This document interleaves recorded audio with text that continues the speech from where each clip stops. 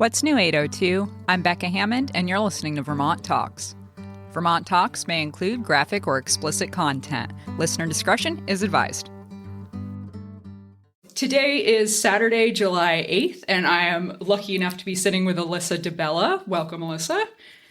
And you're the owner of the Happy Here and Now studio, and you do watercolor, gouache, and acrylic art. And you run a small business through Etsy, where you're selling art prints, stickers, original works, and cards. And you also have some work at Birds of Vermont Museum, Sparrow Art Supply. You're going to be in the Art Hop this year in the Space Gallery.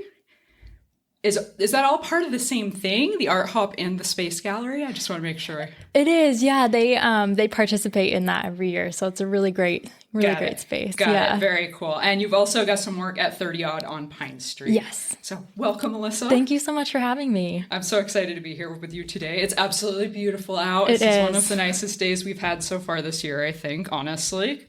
It's hot, but that's okay. So how long have you been painting, Alyssa?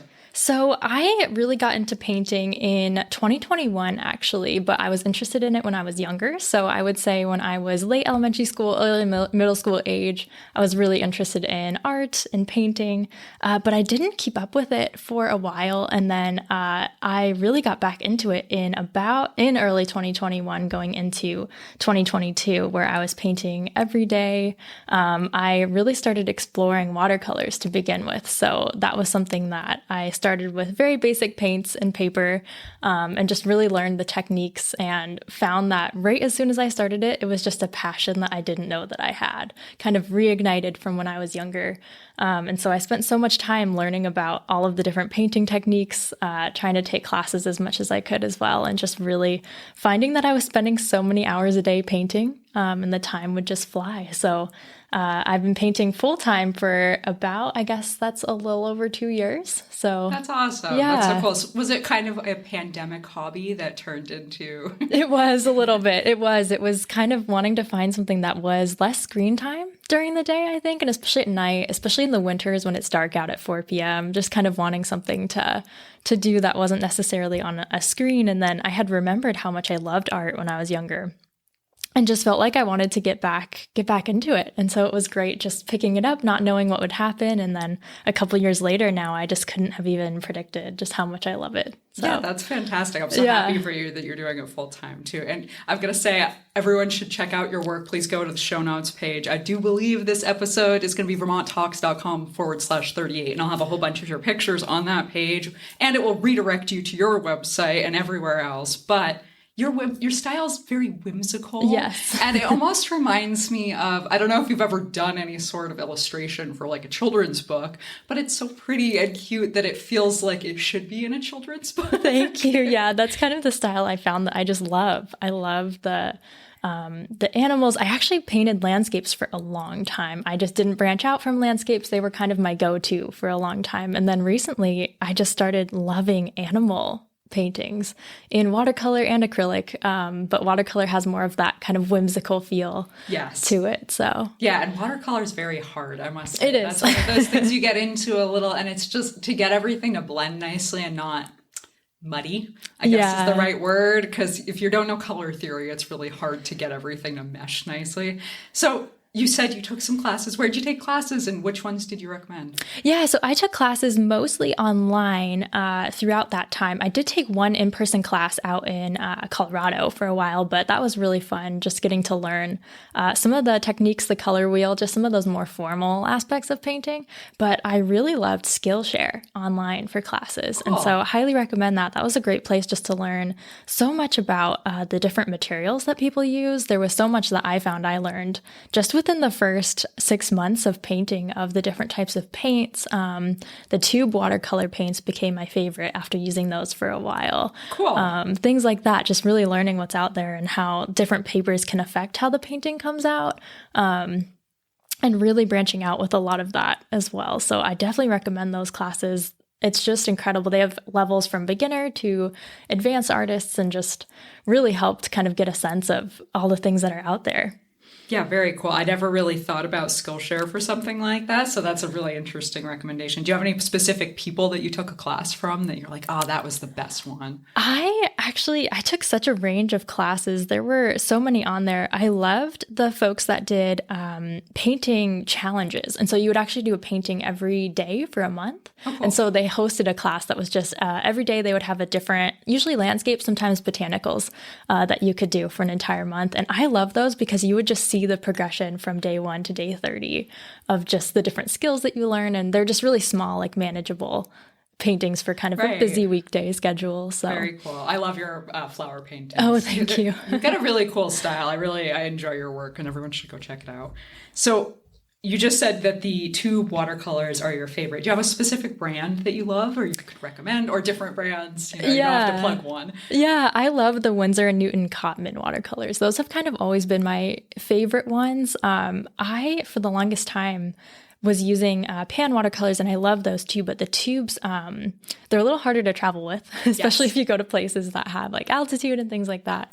But they are amazing for just getting more of that, the tones that are just a lot more vibrant. And then the thing I love about watercolor is you can put the paint on the palette and then reactivate it with water later. Right. So just so much paint that you can use or keep a palette with you and not have to keep the tubes when you're traveling. But that's definitely been my favorite go-to brand that I've found so far. Yeah. Oh, and what kind of paper do you end up liking to use? I've done a little bit of watercolor painting, and I did not love it the way that you do, clearly. So what kind of paper do you think is the best for you, at least? Yeah, I found two. One of them that I think it's my favorite is the Strathmore 400 series. So it's kind of the best quality of that brand watercolor paper, but it's very affordable as well, which is really nice just to find like bigger sheets that you can kind of size down, or small sheets. I do a lot of smaller works. I recently have branched out into bigger works, but for a long time focused on kind of smaller paintings. And so that is an amazing resource for that. And then Arch's watercolor paper is a very, very fancy watercolor paper that I love as well. But those I usually save for kind of final works or bigger paintings. Nice. Very cool. Do you have a specific technique that is your favorite watercolor technique? I've done some of what do they call it? It's like wet painting, where you wet the entire page and then everything bleeds. Yeah. That's kind of my favorite one, I think, especially for animal portraits. So you kind of draw the outline and then you cover it in water, and then you just kind of drop the paint along different lines, and then you let it dry, which is the hardest part, is being patient enough to let it fully dry before starting the next layer. And that is probably my favorite, just because you never really know how the paint is going to go onto the paper. So it's always kind of this amazing things will happen with the painting that you weren't expecting, but you kind of end up loving. Like it doesn't turn out exactly how you think it will, but the paint kind of does its own thing. And that's probably why that particular technique is my favorite. But I do also really love just the blending of watercolors, especially for florals and just really that loose style. Right. It looks so soft. Watercolors have that very particular, like acrylic is really pretty, but watercolors are they're so soft, and they almost feel like a pastel. It's not a pastel, but it has that vibrant, vibrant, the opposite of vibrant, where everything's just floating together so nicely. I'm bad at describing what watercolors look like. Fluffy. They look fluffy. Yes, they do. Soft. They do. So you also do gouache and acrylic, and we were already discussing how much we love the word gouache. Yes. So gouache is hard to work with, right? I've heard this before, why do you prefer watercolor over gouache or acrylic? Yeah, I would say I do love gouache. It's an interesting mix between watercolor and acrylic, so it's a little more buildable, which is one of the things I do really like about it. But I definitely gravitate towards watercolor just for the range of possibilities of paintings that you can make, different subjects and things like that. However, I will say recently I've been really getting into acrylic painting. It's been what I've been picking up for a couple of months, just kind of canvases and going into the acrylics. And doing a lot of like summery wildflower acrylic paintings, which has been really fun. But I think with the watercolor, just the softness of it and the whimsical nature, like we were talking about, is probably my favorite. But I'll often find myself going with watercolor and gouache mixed media. So kind of combining the two, the things I love about both of them. That's cool. How do you would you do the watercolor first and then gouache after? Is that how that works? Cool. Yeah. Very cool. Yeah. Kind of building on, oftentimes I'll do like buildings in gouache because it's really hard sometimes to get the watercolor to not blend into the background when you're adding something that should be kind of more forward in the painting. Right. So that's always was the hardest part for watercolors for me, was adding layers and getting that depth and not getting the paint to kind of all be on the same level. Exactly. Yeah. You reactivate things. That's what exactly. I tend to do that. I feel like that's something you must learn and get over as a beginner watercolor artist, is building, because I tend to put too much water and then all of a sudden I'm just redoing the entire background over and over again, and it's just not working the way I intended to. So yeah, there's definitely a real skill set to being able to build on top and get more vibrancy from it instead of just the floaty, fuzzy softness that you do get with watercolors. So what inspires you to paint? Yeah, I think I really love nature as inspiration. That's one of the things that I draw from the most is flowers, animals, especially woodland animals tend to be what I paint the most. But recently I started doing more pet portrait type things as well, which I really love. But a lot of the inspiration just comes from really wanting to capture different seasons, especially in Vermont. Just such beautiful seasons all year round that I love to capture in painting, and that's where a lot of the inspiration came from for me, especially in those darker winter months, just wanting to capture some of the warmer scenery. And even I do love like mountain cabin type paintings as well, is really nice, cozy in the winter. But that's where a lot of the inspiration comes from for me. Yeah, very cool. And it goes well with Vermont. It does. Like I thought that when I saw your fox, like, oh, this is very sweet and cute. It goes well with Vermont, especially if you're doing like cabin paintings in particular. So do you have any other hobbies that you're doing? I know you're making stickers. I kind of mentioned some of the things you're doing. So do you have anything else, or is it all paint-based? Is everything with a brush? Yeah, most things are paint-based. I kind of started getting into ink and wash, drawing with watercolor washes, a lot of like the illustration type style. I love that so much. And so I'm trying to kind of expand my skill set with that. But I definitely, one of the goals I had for the year was to learn how to make my own art prints and things like that. Nice. And so that was kind of the other creative avenue that I took. And I have really been loving that. I think just having the balance between that creative aspect and really learning how to work with, that was a whole nother level of learning paper techniques and printing and printers and things like that. And so I balance that with the painting, and that has been just such an incredible kind of combination for me of just creative avenues. Yeah, very cool. And printing is so difficult. It is. Scanning, getting a good scan, like high quality, and keeping the colors right. Yep. And printers are the whole other side of that, right? Where this is not looking right in terms of color, and then you have to mess with everything. Adjusting. The digital world. And all of a sudden you're a photo editor. And yep, exactly. There's a lot to it. There's so much, yeah. Very cool. So, and you're selling the prints on your Etsy site along with the stickers. The stickers are yeah. so cute. I noticed the sticker on your water bottle. It's so cute. So what other hopes and dreams do you have for your studio space? Because you recently moved, right? So things are in flux, and you're really building this out. So what are your hopes and dreams? Yeah, so I recently set up a much larger home studio, which has been one of the dreams of mine. I absolutely love it. Just having so much space dedicated to art, being very organized, having everything labeled. That was just an amazing opportunity for me. Get it all organized and put together. Having lots of natural light in there has been great as well. But I think eventually I would love to have kind of a separate outside of my house studio space that's kind of a gallery, has a lot of other things in it, and just a place for me to work as well. So that's probably kind of one of those 10-year goals, is just kind of having a home studio and then having somewhere outside of that to be able to grow my art. Yeah, very cool. And obviously, the internet being what it is, and your social media account is super. Thank you. That's it. You're posting all these cute pictures all the time, which is where I found you, Alyssa. So people, I'm trying to keep my eyes out. You are actually the first artist I've had on the show who does visible art only, which I've been trying so hard to find people to talk to, and it's so hard to find. I don't know why exactly. It's hard. I've got quite a few authors on the show. I've got musicians on the show, but for some reason it's hard to find people who want to talk about their visible art. Yeah. So thank you so much for Of being the course. first visual artist on the show and actually coming on and talking to me. So, tutorials. Oh yeah, you started doing tutorials. I totally forgot. I was going to ask you about this. Tell me about the tutorials you've been doing. Yeah, so I kind of started painting time lapses and more kind of slow form videos on my Instagram, and I've really been loving that, trying to find the right balance of kind of the painting process. I've really been enjoying that. I think I got a lot of inspiration from the tutorials that I watched on my own when I was starting painting, and just really I love seeing how people start with a painting and then what it ends up looking like.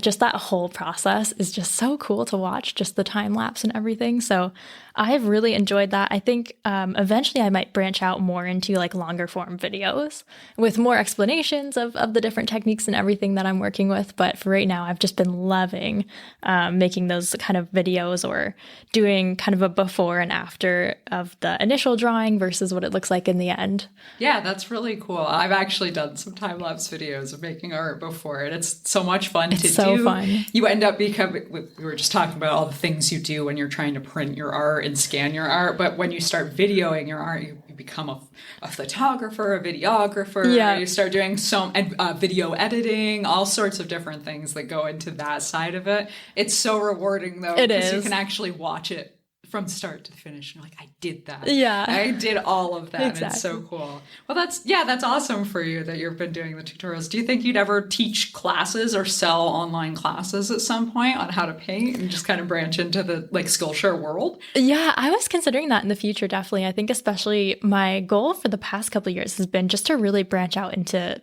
all the different art styles that I see, just try so many different things. My main goal for this year was animal portraits, because those just seemed so different from landscapes. Those were my comfort zone, was landscape paintings. And so it's been so fun branching out into those. And so I think once I've kind of gathered all of those different subject matters that people paint, I would definitely be interested in kind of expanding into that. Cool. Yeah, very cool. That's a great idea for you, because I think you've already got the general... You've got the skills with your video editing already and making time lapses. You've already got everything that you need to do that. And honestly, I don't think you need to get much better. I think people would love to learn how to paint the different things you've been painting, because they're so cute. The animals are so cute. I love those. They're just so much fun. Would you ever consider illustrating books if there was someone who is like, I really want whimsical animal paintings in my children's book? Would you be interested in doing something like that? I've definitely considered that. I think, especially when I see a lot of those like ink and wash types or the loose watercolors, I've definitely considered projects like that, which is just a little bit more, especially when it builds upon like a story, just having paintings that build upon each other. That would just be so amazing. So I've definitely considered projects like that in the future. Yeah, it's definitely something that I think you could do, honestly. I could see the fox. The fox himself. The fox, yeah. He could have his own whole story and saga, and he's super cute. So I could see it for sure.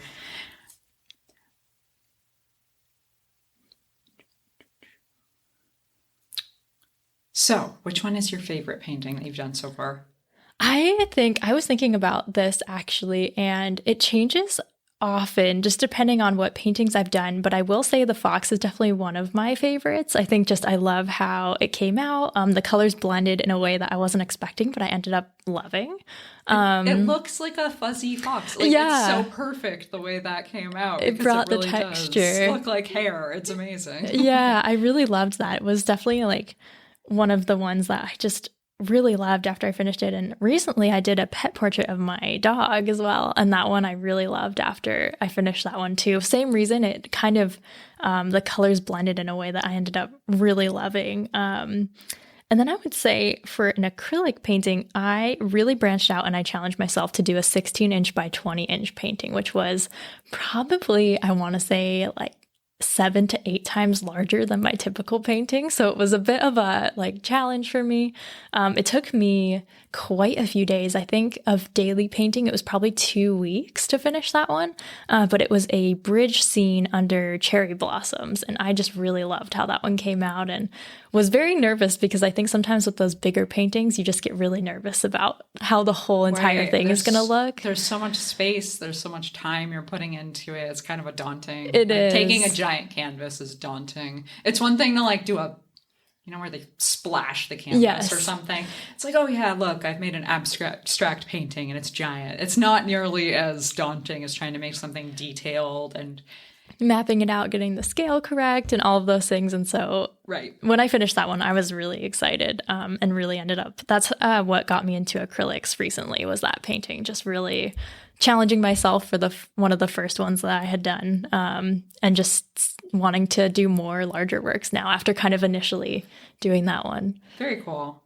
Very cool. So tell us a little bit about some of these spaces. I know we talked about it at the very beginning, but you've got your work showing in a few different locations right now. So tell me what is where and what you're most excited about in terms of showing your work in different places. Yeah, so right now I have a piece up in the Birds of Vermont Museum, and that show is actually going to be running until Halloween. So that is quite an amazing show of just local artists, and so that's up in Huntington, Vermont. That's cool. So it's all I'm guessing it's all birds. It is, yeah, cool. Bird themed and different mediums. People have done photography, painting, lots of different amazing mediums in that show. So I'm really excited for that show. And then I have often have pieces in Sparrow Art Supply as well. An amazing gallery in Middlebury. Cool. Really love Sparrow Art Supply, and so that is also one of my favorite places to get art supplies as well.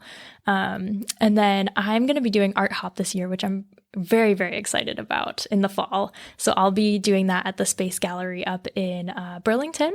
And so I will have a space there that couple of days in September of this year. Very cool. And then right next to the Space Gallery is 30 Odd, which is an incredible store. And that's where I have a couple of my stickers, prints, and cards as well. Very cool. Where is 30 Odd on Pine Street? It is a little bit further down Pine Street, more towards downtown Burlington side. Near the soda plant, maybe? Yes, near the soda plant. Cool. Yeah. Very cool. I just didn't know where that was, and I drive down Pine Street all the time, so I wasn't sure. And do you know what SPACE stands for? Because that's going to bug me. I don't actually. No big deal, because I'm curious. Where is that? Is that right in downtown? It's actually right behind 30 Odd. Yeah, well, so it's right on by the soda plant. Cool. On Pine Street. On Pine Street. Yeah, very cool. Awesome. And the whole Art Hop. I'm trying to remember all the different things that go into the Art Hop, because the Art Hop's a huge deal. Isn't it a whole bunch of different businesses, and you can kind of make a day out of walking around and looking at things? Yeah. Is that right? Yep, you can walk around, and there's so many different art studios and galleries, and then also stores that participate as well for the whole weekend, and then lots of food and other opportunities. So very cool. I'm very excited. So tell me a little bit more about yourself, Alyssa. Are you from Vermont originally? Who are you? Where are you from? I'm from Colorado originally, but have lived in Vermont for quite a while. Came out here a lot in the summertime, have a lot of family from here, and most of my family lives here now. So I've been here full time for quite some time. Really loving it. I love all of the weather here. The art community here is absolutely amazing. And that has just been incredible as I've gone from kind of painting in my home studio to showing more of my work and really getting to know other artists in the community. That has just been an incredible opportunity for me that I've really loved about being here. And I have a 7-year-old dog named Oliver who is often in my paintings. He's a red bone hound, and so he's definitely frequently in a lot of mine. He has long ears. He does, yeah. They're so cute. They're cute. Almost like, are they wrinkly or do they just look wrinkly? Very wrinkly. Wrinkly, long ears. So cute. They look sad, but not. Yeah. Not really. Exactly. So sweet.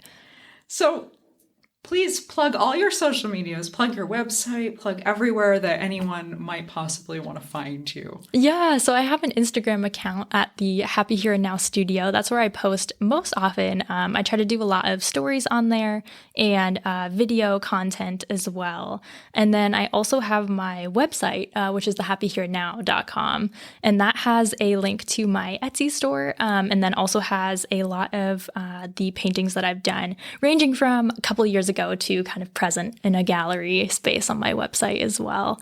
And then I also included in the show notes a couple of links to websites for the places that I have a couple of my pieces here locally in Vermont. Awesome. Yeah, definitely all of those will be on the show notes page. That's vermonttalks.com/38 for this episode. And we'll have all of those links and also the links to the studios that you're showing your space, the Birds of Vermont Museum, Sparrow Art Supply, Space Gallery. But that's not until the end of September, you said? I think it's the 8th, 9th, and 10th of September. Yeah, got it. And 30 odd on Pine Street. So we're going to link to your Etsy, all of those places. Everything will be linked. Thank you so much for coming on the show. Thank you so much for having me. It's been fun. So I'm excited for you. I hope you do great with your studio. All right, have a good day. Thanks so much for listening to the end of the show. Subscribe to Vermont Talks on your favorite podcasting platform. You can find me on YouTube, Instagram, Facebook, all over the web. Contact Becca at vermonttalks.com if you'd like to be interviewed or if you know someone who should be. Thanks so much to Jason Baker for creating the show music. The views and opinions expressed by the guests are those of the individuals and do not necessarily reflect the official policy or position of Vermont Talks. Any content or statements provided by our guests are of their opinion and are not intended to malign any religion, ethnic group, club, organization, company, individual, anyone, or anything. And that's what was new in the 802. Have a great day.